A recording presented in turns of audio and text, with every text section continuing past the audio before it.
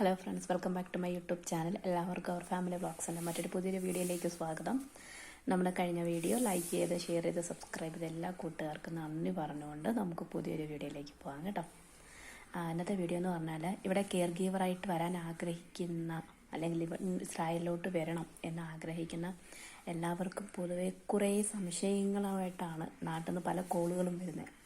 പ്രത്യേകിച്ച് എൻ്റെ കുറച്ച് ഫ്രണ്ട്സൊക്കെ വിളിച്ചിട്ട് എന്നോട് ഇങ്ങനെ പറയും, എങ്ങനെയാണ് ഇസ്രായേലിൽ പോയത്, ഇസ്രായേലിനെ എല്ലാവർക്കും ഒരു പേടിപ്പെടുത്തുന്ന ഒരു നാടായിട്ടാണ് എല്ലാവരും ഇസ്രായേലിനെ കണ്ടു വച്ചേക്കുന്നത്. പേടിക്കേണ്ട എന്നല്ല, ഏതൊരു നാടിനും അതിൻ്റേതായിട്ടുള്ള നിയമവ്യവസ്ഥയോ ഉള്ളതുപോലെ തന്നെ ഇസ്രായേലിനും അതിൻ്റേതായിട്ടുള്ള നിയമചട്ടക്കൂടി നിന്ന് മാത്രമേ ഉള്ളൂ നമുക്ക് ഇവിടെ ജോലി ചെയ്യാൻ പറ്റത്തുള്ളൂ. പിന്നെ നിങ്ങൾക്ക് എല്ലാവർക്കും അറിയാവുന്നതുപോലെ ഇവിടെ നിയമം അനുസരിച്ച് വരുന്ന ആളുകളുമുണ്ട്, അതായത് ലീഗലി വരുന്ന ആളുകളുമുണ്ട്, ഇല്ലീഗലി വരുന്ന ആളുകളുമുണ്ട്. ഇതിൽ രണ്ടിലും വരുന്ന വ്യത്യാസം എന്താണെന്ന് പറഞ്ഞാൽ, ലീഗലി വരുന്ന ആളുകളെ ഇവിടുത്തെ ഗവൺമെൻറ് മാക്സിമം സപ്പോർട്ട് ചെയ്യും, മാക്സിമം അവർക്ക് വേണ്ട എല്ലാ കാര്യങ്ങളും കറക്റ്റ് ടൈമിന് ഗവൺമെൻറ് ചെയ്തു കൊടുക്കും. അറ്റ് ദ സെയിം ടൈം അതേ സമയം തന്നെ ഇല്ലീഗലി വരുന്ന ആളുകൾ ഒരുപാട് സാഹചര്യങ്ങളിലൂടെ കടന്നു. ഇവിടുത്തെ എമിഗ്രേഷൻ എന്ന് പറഞ്ഞാൽ ഡേ ബൈ ഡേ ഓരോ ദിവസം കഴിയും തോറും എന്താ പറയുക, അതിൻ്റെ മൂർധന്യാവസ്ഥ കൂടിക്കൊണ്ടിരിക്കുക. കാരണം ഇവിടെ ഇല്ലീഗലായിട്ട് വിസിറ്റിംഗ് വിസയിൽ വരുന്ന ആളുകൾ ഇവിടെ കൂടുതലാണ്. ഇവിടെ കാരണമെന്ന് പറഞ്ഞാൽ ഏതൊരു വ്യക്തിയും ആഗ്രഹിക്കുന്ന നാട്ടിൽ നമുക്കിപ്പം അറിയാം, നമ്മുടെ നാട് അഭിമുഖീകരിക്കുന്ന ഏറ്റവും വലിയ പ്രശ്നമാണ് എന്ത് ജോലി ചെയ്താലും കിട്ടുന്ന ശമ്പളം വളരെ തുച്ഛമായ ശമ്പളം വെച്ചിട്ട് നിത്യേന ജോലിക്ക് പോയി കുടുംബം നോക്കുന്നവരുടെ അവസ്ഥ നമുക്കെല്ലാവർക്കും അറിയാവുന്നതാണ്. അങ്ങനെ ഒരു ജീവിതത്തിൽ ഒരു മുന്നേറ്റമില്ലാതെ ആഗ്രഹിക്കുന്നവർ അവരവരുടെ ജീവിതവും പോലും പകരം വെച്ചിട്ട് അല്ലെങ്കിൽ പണയം വെച്ചിട്ട് അവരെല്ലാവരും രക്ഷപ്പെടാൻ ആഗ്രഹിക്കുന്നവരാണ്. അങ്ങനെ നിയമാനുസൃതമല്ലാതെ വരുന്നവർ ഒരുപാട് സ്ട്രഗിൾ ചെയ്യേണ്ടതായിട്ട് വരും. കാരണം എന്ന് പറഞ്ഞാൽ ഇവിടുത്തെ ഇമിഗ്രേഷൻ അത്രയും സ്ട്രോങ് ആയതുകൊണ്ട് അവർ പിടിച്ചു കഴിഞ്ഞാൽ നമ്മളെ ഇവിടുത്തെ ജയിലിൽ കൊണ്ടുപോകും. എന്നിട്ട് നമ്മുടെ പാസ്പോർട്ടും ബാക്കിയുള്ള കാര്യങ്ങളും ക്ലിയർ ചെയ്ത് കഴിയുമ്പോഴത്തേക്കും ഏത് നാട്ടിലോട്ടാണോ, ഇന്ത്യ ആണെങ്കിലും വേറെ ഏത് നാടാണെങ്കിലും അങ്ങോട്ട് അവരെ ഡീപ്പോർട്ട് ചെയ്ത് വിടും. അല്ലാതെ തൂക്കിക്കൊല്ലുവോ കാര്യങ്ങളോ ഒന്നുമില്ല. പക്ഷെ അതേസമയം നമ്മൾ കുറച്ച് പൈസ നമുക്ക് അധികം ചിലവായാലും കുറച്ച് കാലതാമസം എടുത്താലും നമ്മൾ ലീഗലി വരുന്നതായിരിക്കും നമുക്ക് എന്തുകൊണ്ടും നല്ലത്. കാരണം നമ്മളെല്ലാവരും ആഗ്രഹിക്കുന്നതാണ് വളരെ മനസ്സമാധാനത്തോടു കൂടി ജോലി ചെയ്യണം, മനസ്സമാധാനത്തോടു കൂടി ജീവിക്കണം എന്നുള്ളത്. നമ്മൾ ഒരു വിദേശിയായിട്ട്, സ്വദേശിയല്ല വിദേശിയായിട്ട് നമ്മൾ വേറൊരു നാട്ടിൽ വരുമ്പോഴത്തേക്കും നമുക്ക് ഒരു സമാധാനമില്ലാതെ നമുക്ക് ഓരോ ദിവസവും വളരെ ഭീതിയോടെ ഭയത്തോടു കൂടി ജീവിക്കേണ്ട കാര്യം ഉണ്ടെന്ന് എനിക്ക് തോന്നുന്നില്ല. അപ്പോഴും നമ്മൾ നിയമാനുസൃതമായിട്ട് വരുന്നതായിരിക്കും ഏറ്റവും കൂടുതൽ നല്ലത്. ഇസ്രായേലിലിപ്പം കൂടുതലും ഉള്ള വിസ എന്ന് പറഞ്ഞാൽ കെയർ ഗീവർ വിസയുണ്ട്, പിന്നെ അഗ്രികൾച്ചർ വിസ ഇപ്പോൾ പ്രൊമോട്ട് ചെയ്യാൻ തുടങ്ങിയിട്ടുണ്ട് ഇസ്രായേൽ, പിന്നെ ട്രേഡ് വിസയുണ്ട്. പിന്നെ ഇല്ലീഗലി വരുന്ന ആളുകളാണ് ഇവിടെ കൂടുതലും, ഒരു 90% ആളുകളും ഇല്ലീഗലി ഇറങ്ങുന്ന ആളുകളാണ്. കാരണം എന്ന് പറഞ്ഞാൽ അതിന് അവർക്ക് ഏജൻറ്റിന് കൊടുക്കേണ്ടി വരുന്ന എമൗണ്ട് കുറവായതുകൊണ്ട് തന്നെ എല്ലാവരും പ്രിഫർ ചെയ്യുന്നത് അതിനു വേണ്ടി തന്നെയാണ്. പക്ഷെ ഞാൻ ഒരിക്കലും അതിനെ പ്രിഫർ ചെയ്യാനായിട്ട് നിങ്ങളോട് പറയത്തില്ല. കാരണം എന്ന് പറഞ്ഞാൽ നമ്മൾ മാക്സിമം ലീഗലി വരുന്നതായിരിക്കും നല്ലത്.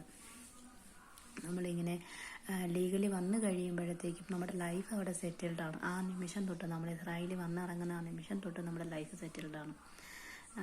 ജോലി ചെയ്യാൻ മനസ്സുള്ള, കഷ്ടപ്പെടാൻ മനസ്സുള്ള ഏതൊരാൾക്കും അവരുടെ സാമ്പത്തികാവസ്ഥ മെച്ചപ്പെടുത്താനായിട്ട് സാധിക്കും. അത് എല്ലാവർക്കും അറിയാവുന്നൊരു വസ്തുതയാണ്. പിന്നെ നമ്മൾ ഇസ്രായേലിൻ്റെ ചരിത്രം നോക്കിയാണെന്നുണ്ടെങ്കിൽ എല്ലാവരും പറഞ്ഞ് കേട്ടിട്ടുള്ള ഒരു വാക്യം എന്ന് പറഞ്ഞാൽ, ഇസ്രായേലിൽ വന്നിട്ടുള്ള ആരും നശിച്ചു പോയ ചരിത്രമില്ല. കാരണം എന്ന് പറഞ്ഞാൽ ദൈവം അവരെ അനുഗ്രഹിച്ചിട്ടാണ് അവർ ഈ മണ്ണിൽ കാലുകുത്തുന്നത്. അതോടുകൂടി അവരുടെ എല്ലാ കഷ്ടപ്പാടും പ്രയാസങ്ങളും ദുരിതങ്ങളും ഒക്കെ തന്നെ മാറും. പിന്നെ നമ്മൾ ഇസ്രായേലിൽ കെയർ ഗീവറായിട്ട് വരികയെന്നുണ്ടെങ്കിൽ നമ്മൾ കുറേ നിയമങ്ങൾ നമ്മൾ അറിഞ്ഞിരിക്കണം. നമ്മൾ ബോംബെയിലെ ക്ലാസ്സിന് പോകുന്ന സമയത്ത് നമുക്ക് അങ്ങനെയുള്ള കാര്യങ്ങൾ നമുക്ക് ഫോറിൻ വർക്കേഴ്സിൻ്റെ റൂൾസ് ആൻഡ് റെഗുലേഷൻസ് ഒക്കെ കാര്യങ്ങളൊക്കെ നമുക്ക് പറഞ്ഞു തരും, നമ്മളെ പഠിപ്പിക്കും. നമ്മളത് അറിഞ്ഞിരിക്കണം. കാരണം എന്ന് പറഞ്ഞാൽ ഇവിടെ നമ്മൾ ഫോറിനറാണ്, നമ്മൾ വിദേശിയാണ്. അപ്പോഴും നമ്മൾ അറിയണം എന്തെല്ലാം നിയമങ്ങളാണ് ഇസ്രായേൽ നിയമങ്ങൾ. നമ്മളെപ്പോലെ ഇവിടെ കെയർ ഗീവറായിട്ട് ഫോറിനറായിട്ട് വർക്ക് ചെയ്യുന്ന ആൾ എന്തെല്ലാം നിയമങ്ങൾ അറിഞ്ഞിരിക്കണം, എന്തെല്ലാം നിയമവ്യവസ്ഥ നമ്മൾ പാലിക്കണം എന്നുള്ള കാര്യങ്ങളൊക്കെ നമ്മൾ അറിഞ്ഞിരിക്കണം. നമ്മുടെ സ്വന്തം നാട്ടിൽ നമ്മൾ ജീവിക്കുമ്പോൾ നമ്മളറിയാത്ത നിയമങ്ങൾ, നമ്മൾ വേറൊരു നാട്ടിൽ നമ്മൾ വിദേശിയായിട്ട് വരുമ്പോൾ തീർച്ചയായിട്ടും നമ്മളത് അറിഞ്ഞിരിക്കണം, നമ്മളത് പഠിച്ചിരിക്കണം. കാരണം എന്ന് പറഞ്ഞാൽ അല്ലെങ്കിൽ നമ്മളിവിടെ പെട്ടുപോകും. പിന്നെ വരുന്ന ഒന്നാണ് നമ്മുടെ മെഡിക്കലുമായിട്ട് ബന്ധപ്പെട്ട കാര്യങ്ങൾ. ഈ നിയമവ്യവസ്ഥയിൽ വരുന്ന ഒരു കാര്യം കൂടെ തന്നെയാണ് നമ്മുടെ മെഡിക്കൽ. ഈ മെഡിക്കൽ ഫെസിലിറ്റിയും കാര്യങ്ങളും അതിൻ്റെ ഓരോ രീതികളും ഒക്കെ അറിയണമെങ്കിൽ നമ്മൾ കുറച്ച് മെനക്കെട്ടത് പഠിച്ചാലേ നമുക്കത് മനസ്സിലാകത്തുള്ളൂ കേട്ടോ. വേറെ ഒന്നുമില്ല. എനിക്ക് ഇന്ന് 2 ദിവസം മുന്നേ എൻ്റെ ഒരു പല്ല് പോയി. പിന്നെ ഇന്നിപ്പോൾ വൈകിട്ട് 2 പല്ല്, ടോട്ടൽ 3 പല്ല് പോയി. അപ്പോഴത്തേക്കും ഞാനൊരു ഫ്രണ്ടിനെ വിളിച്ചപ്പോഴത്തേക്കും എന്നോട് പറഞ്ഞെന്ന് പറഞ്ഞാൽ നമുക്കിവിടെ ചെയ്യുന്നതിന് വലിയ ബുദ്ധിമുട്ടും കാര്യങ്ങളൊന്നുമില്ല, ചെയ്യാം. പക്ഷേ നമ്മുടെ നാട്ടിൽ നല്ലൊരു എമൗണ്ട് ആവും, ഏകദേശം ഒരു 1.5 ലക്ഷം രൂപ അടുപ്പിച്ചാവും. ഇവിടെ പല്ല്, കണ്ണ് ഇത് രണ്ടും വളരെ ഡേഞ്ചറസ് ആയിട്ടുള്ള കാര്യമാണ്. നമുക്കിവിടെ മെഡിക്കലും കാര്യങ്ങളൊക്കെ ഉണ്ടെന്ന് പറഞ്ഞാലും ഇതിന് രണ്ടിനും നമ്മൾ സെപ്പറേറ്റ് ക്യാഷ് നമ്മുടെ കയ്യിൽ നിന്ന് നമുക്ക് കൊടുക്കേണ്ടതായിട്ട് വരും. അങ്ങനെ കുറേ കാര്യങ്ങളൊക്കെ ഉണ്ട് ഇസ്രായേലുമായിട്ട് ബന്ധപ്പെട്ട് വരുമ്പോഴത്തേക്ക് നമ്മൾ മെഡിക്കൽ ഫീൽഡ് നോക്കുമ്പോൾ നമുക്ക് അറിയേണ്ടതായിട്ട് വരുന്നുണ്ട്. പിന്നെ വേറൊരു കാര്യം എന്ന് പറഞ്ഞാൽ ഇവിടെ വിദേശിക്ക് കൊടുക്കുന്നതിനേക്കാളേറെ പരിഗണനയാണ് ഇവിടെയുള്ള സിറ്റിസൺസിന് കൊടുക്കുന്നത്. ഇവിടെ ജനിച്ച് വളർന്ന പൗരന്മാർക്കായിരിക്കും ഇവിടുത്തെ ഗവൺമെൻറ് ഏറ്റവും കൂടുതൽ പ്രാധാന്യം കൊടുക്കുന്നത്. അപ്പോൾ ഈ കെയർ ഗീവറായിട്ട് വരുന്നവർ ഏറ്റവും കൂടുതൽ ശ്രദ്ധിക്കേണ്ട കാര്യം എന്ന് പറഞ്ഞാൽ നമ്മൾ വർക്ക് ചെയ്യുന്ന ചില ഫാമിലീസിൽ ഒരു 90% ഫാമിലീസിലും ക്യാമറ ഉണ്ടാവും, വീടുകളിൽ ക്യാമറ ഉണ്ടാവും. ഒരു 10% ഫാമിലീസും ക്യാമറ വെക്കത്തില്ല. അപ്പോൾ നമ്മുടെ ഭാഗം ക്ലിയർ ചെയ്ത് വേണം നമ്മൾ പോകാനായിട്ട്. എന്തെങ്കിലും കാര്യങ്ങളുണ്ടെങ്കിൽ ഫാമിലിയായിട്ട് അപ്ഡേറ്റ് ചെയ്ത് പോകണം.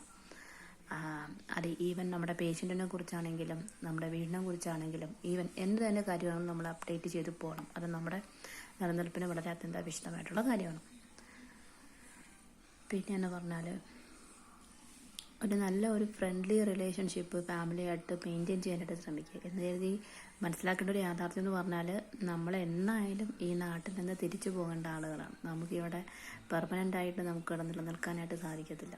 കുറച്ച് കാലയളവ് നമുക്ക് സമ്പാദിക്കാൻ പറ്റുന്നിടത്തോളം സമ്പാദിക്കുക, സന്തോഷിക്കാൻ പറ്റുന്നിടത്തോളം സ്ഥലങ്ങളൊക്കെ കണ്ട് ആസ്വദിക്കുക, ഇഷ്ടപ്പെട്ട ഫുഡൊക്കെ കഴിക്കുക. നമ്മുടെ നാട്ടിലെ കണക്കുള്ള ഫുഡൊന്നുമല്ല. പക്ഷേ എനിക്ക് ആദ്യമൊക്കെ ഇവിടെ വന്ന സമയത്ത് എനിക്ക് ഇവിടുത്തെ ഫുഡ് എനിക്ക് ഇഷ്ടമല്ലായിരുന്നു കേട്ടോ ഫ്രണ്ട്സ്. എനിക്ക് ഒട്ടും ഇഷ്ടമല്ലായിരുന്നു. ഞാൻ എപ്പോഴും ചിന്തിക്കും എനിക്ക് മീൻ കറിയും ചോറും ഇച്ചിരി കപ്പയൊക്കെ കഴിക്കാൻ ഭയങ്കര ആഗ്രഹമുള്ളൊരു വ്യക്തിയായിരുന്നു. പക്ഷേ ഇതിപ്പം 9 മാസം കഴിഞ്ഞു ഞാനിവിടെ വന്നിട്ട്. പക്ഷെ എനിക്കിപ്പം ചോറിനോടൊക്കെ അധികം, കാരണം എന്ന് പറഞ്ഞാൽ നമുക്കറിയാം നമ്മുടെ ജീവിത രീതിയിലാണ് നമ്മുടെ ആരോഗ്യം ഇരിക്കുന്നത്. Health is wealth. ആരോഗ്യമാണ് ഏറ്റവും വലിയ സമ്പത്ത്. ഇവിടെയുള്ള അപ്പനെ അമ്മൂമ്മനെയൊക്കെ നോക്കിയാൽ 80, 85, 90, 95, 100 വയസ്സും താണ്ടി ജീവിക്കുന്ന ആളുകളുണ്ട്. പക്ഷെ നമ്മുടെ നാട്ടിലൊക്കെ ശരാശരി ഒരു മനുഷ്യൻ്റെ ആയുസ് 60, 65, 70. പിന്നെ ആർക്കെങ്കിലും ബമ്പർ ലോട്ടറി അടിക്കുകയാണെങ്കിൽ മാത്രം 80, 85 വയസ്സ് വരെയൊക്കെ ജീവിക്കും. പക്ഷേ ഇവിടെ ഒരു 99% ആളുകളും 85, 90 വയസ്സ് താണ്ടി ജീവിക്കുന്ന ആളുകളാണ്. ഞാനിവിടെ നോക്കാൻ നിൽക്കുന്ന എൻ്റെ അമ്മാമ്മയ്ക്ക് പോലും ഉണ്ട് 89 വയസ്സ്. പുള്ളിക്കാരി ഇപ്പോഴും നല്ല ജില്ലെന്ന് പറഞ്ഞിരിക്കുന്ന ആളാണ് പുള്ളിക്കാരി. പുള്ളിക്കാരിയുടെ ഒരു 90% കാര്യങ്ങളും പുള്ളിക്കാരി ഒറ്റയ്ക്ക് ചെയ്യുന്നതാണ് പുള്ളിക്കാരിക്കും ഇഷ്ടം. നമ്മളെ അത്രയും ബേർഡനാക്കത്തില്ല. അങ്ങനെയാണ് ഇവിടുത്തെ ആളുകൾ. മാക്സിമം ഇൻഡിപെൻഡൻ്റായിട്ട് ജീവിക്കാൻ ആഗ്രഹിക്കുന്ന ആളാണ്. എത്ര പ്രായം കൂടിയാലും. പിന്നെ അതിനേക്കാളൊക്കെ ഉപരി അവർ ഹെൽത്ത് കോൺഷ്യസ് ആണ്, ബ്യൂട്ടി കോൺഷ്യസ് ആണ്. പുറത്തോട്ട് പോകുമ്പോഴത്തേക്ക് അമ്മാമ്മയ്ക്ക് നല്ലതുപോലെ ഒരുങ്ങി മേക്കപ്പൊക്കെ ഇട്ട് ലിപ്സ്റ്റിക്കൊക്കെ ഇട്ട് നല്ല സുന്ദരി കുട്ടിയായിട്ടാണ് ഇറങ്ങുന്നത്. അന്നേരം നമ്മൾ ജനിക്കണം. നമ്മളൊക്കെ ഒന്ന് കല്യാണം കഴിച്ച് ഒരു സ്റ്റേജൊക്കെ ആയി കഴിയുമ്പോഴത്തേക്ക് കുട്ടികൾ, പ്രാരാബ്ദം, നമ്മുടെ ജീവിതം അവരുടെ പിറകെ അങ്ങ് പോകും. പിന്നെ നമ്മളെക്കുറിച്ച് ചിന്തിക്കാൻ പോലും നമുക്ക് സമയം കിട്ടത്തില്ല. പക്ഷേ ഇവരങ്ങനെയല്ല. ഓരോ സെക്കൻഡും ഇവരുടെ ലൈഫിനെ ആസ്വദിക്കുന്ന, അല്ലെങ്കിൽ ലൈഫ് വളരെ സന്തോഷമായിട്ട് കൊണ്ടുപോകാൻ ആഗ്രഹിക്കുന്ന വ്യക്തികളാണ്. നമ്മൾ കഷ്ടപ്പെട്ട് ജീവിക്കുന്നു, ഇവരെ ഇഷ്ടപ്പെട്ട് ജീവിക്കുന്നു. ആ ഒരൊറ്റ വ്യത്യാസം കൊണ്ട് മാത്രമാണ് ഇവരുടെ ആയുർദൈർഘ്യം എത്രത്തോളം കൂടാൻ കാരണം. പിന്നെ ഇവർക്ക് ഒരു സ്റ്റേജ് കഴിഞ്ഞാൽ ഇവരുടെ മക്കളോടുള്ള കമ്മിറ്റ്മെൻറ്റേ കഴിയുന്നു. നമ്മുടെ നാടുകളിലാണ് വയസ്സാം കാലം ആയാലും മക്കളുമായിട്ടുള്ള ആ ഒരു കുറേ പ്രശ്നങ്ങൾ വാർദ്ധക്യരായ മാതാപിതാക്കൾ അനുഭവിക്കേണ്ടതായിട്ട് വരുന്നു. കാരണം മക്കളുടെ കൂടെ തന്നെ താമസിക്കുന്നു. മക്കൾക്കൊരു ഭാരമായിട്ട്, അല്ലെങ്കിൽ അവരുടെ ജീവിതത്തിലേക്ക് ഒരു കരട് പോലെയൊക്കെയാണ് നമ്മളെ പലരും മാതാപിതാക്കളെ കാണുന്നത്. പക്ഷേ ഈ നാടിൻ്റെ പ്രത്യേകത എന്ന് പറഞ്ഞാൽ എന്നാണ് അവരുടെ കുട്ടികൾ വിവാഹം കഴിക്കുന്നത് അന്ന് തന്നെ അവർ സെപ്പറേറ്റ് മാറി താമസിക്കുന്നു. ഈ പാരൻസ് സ്വതന്ത്രരായിട്ട് ജീവിക്കുന്നു, മക്കളെ ആശ്രയിക്കുന്നില്ല. കാരണം ഇവിടുത്തെ ഗവൺമെൻറ് അവർക്കതിനനുസരിച്ചുള്ള വാർദ്ധക്യരായ മാതാപിതാക്കൾക്ക് പെൻഷൻ ഒരു എമൗണ്ട് വെച്ചിട്ടുണ്ട്. അത് ഇവർക്ക് ഉള്ളത് കൊണ്ട് തന്നെ ഇവർ വളരെ സന്തോഷമായിട്ട് ഇവർ ജീവിക്കുന്നു. നമ്മുടെ നാട്ടിൽ നമ്മൾ മക്കളെ പഠിപ്പിക്കുന്നു, മക്കളെ വളർത്തുന്നു, മക്കൾക്ക് വേണ്ടി ജീവിക്കുന്നു. ലാസ്റ്റ് കുറേ വർഷങ്ങൾ കഴിയുമ്പോഴത്തേക്കും മക്കൾക്ക് നമ്മളൊരു ബാധ്യതയാവുന്നു.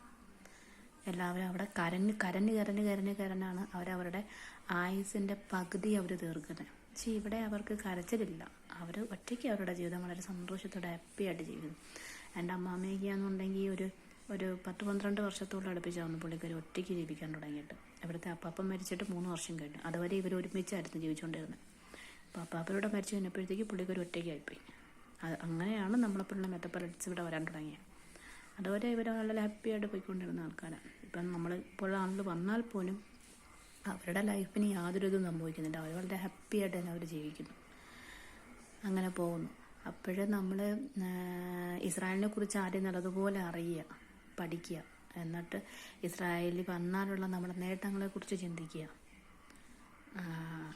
പിന്നെന്താ പറയുക, ഒരു ജീവിതമേ ഉള്ളൂ. അത് വളരെ സന്തോഷമായിട്ട് ഹാപ്പിയായിട്ട് എൻജോയ് ചെയ്ത് ജീവിക്കുക.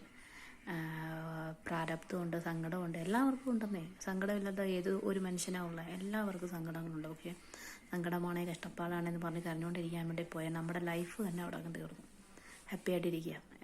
വരുന്നിടത്ത് വെച്ച് കാണാമെന്നുള്ള പ്രതീക്ഷയിൽ ശുഭാപ്തി വിശ്വാസത്തോടെ ജീവിതത്തെ അഭിമുഖീകരിക്കാനായിട്ട് എല്ലാവർക്കും സാധിക്കട്ടെ എന്ന് മാത്രം ആശംസിക്കുകയും പ്രാർത്ഥിക്കുകയും ചെയ്തുകൊണ്ട് തൽക്കാലം വീഡിയോയുടെ വൈൻഡപ്പ് ചെയ്യാണ് കേട്ടോ. നമ്മുടെ വീഡിയോ ആദ്യമായിട്ട് കാണുന്ന കൂട്ടുകാരുണ്ടെങ്കിൽ ഒന്ന് സബ്സ്ക്രൈബ് ചെയ്തേക്കണം കേട്ടോ.